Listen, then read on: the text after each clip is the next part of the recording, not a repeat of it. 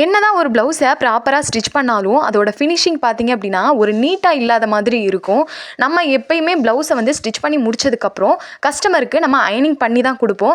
என்னதான் அப்படி நம்ம பேக் பார்ட் ஸ்லீவெல்லாம் அயன் பண்ணாலும் நம்ம அந்த கப் ஷேப் பார்த்தீங்க அப்படின்னா ப்ராப்பராக அயன் பண்ணவே முடியாது. கப் ஷேப் மட்டும் நமக்கு ஃப்ளாட்டாக இருக்கிற மாதிரியே இருக்கும். ஆனால் நம்ம நிறைய வீடியோவில் பார்த்துருப்போம், ஸ்டிச் பண்ணி முடிச்சதுக்கப்புறம் கப் ஷேப்லாம் பார்த்தீங்க அப்படின்னா ரொம்பவே ஒரு நீட் ஃபினிஷிங்கில் இருக்கும். இந்த மாதிரி ஒரு நீட் ஃபினிஷிங் எப்படி கொண்டு வரதுன்னு பார்க்கலாம். அதுக்காகவே நான் ப்ரிப்பேர் பண்ண தான் இந்த கப் அயனிங் குஷன். இது பார்த்தீங்க அப்படின்னா நம்ம டாட் வந்து இருக்கு இல்லையா, ஃப்ரண்ட் பார்ட்டில் அந்த டாட்டை வந்து நம்ம மேலே போட்டு ஈஸியாக வந்து நம்மளால் வந்து அயன் பண்ண முடியும். இதோட ஃபிட்டிங்குமே நமக்கு ரொம்ப சூப்பராக இருக்கும். இந்த மாதிரி நம்ம ஃப்ரண்ட் பார்ட்டோடைய டாட் கப் ஷேப் இருக்கு இல்லையா, அந்த கப் ஷேப்பை கரெக்டாக இந்த மாதிரி பஸ்டோடைய டாட் வந்து நமக்கு சென்டரில் இருக்கிற மாதிரி வச்சுட்டு நம்ம அந்த மாதிரி அயன் பண்ணணும்.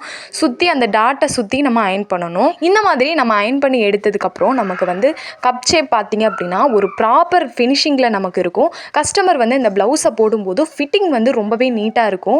நம்ம வந்து இந்த மாதிரி கப் ஷேப்பை வந்து நீட்டாக அயன் பண்ணி கொடுத்தோம் அப்படின்னா நமக்கு ப்ளவுஸுமே ரொம்ப நீட்டாக இருக்கும். இந்த கப் அயனிங் குஷன் வந்து எப்படி வந்து ஈஸியாக 5 நிமிஷத்தில் ப்ரிப்பேர் பண்ணுறதுன்னு நான் லாங் வீடியோவில் அப்லோட் பண்ணியிருக்கேன். மறக்காமல் செக் பண்ணி பாருங்கள்.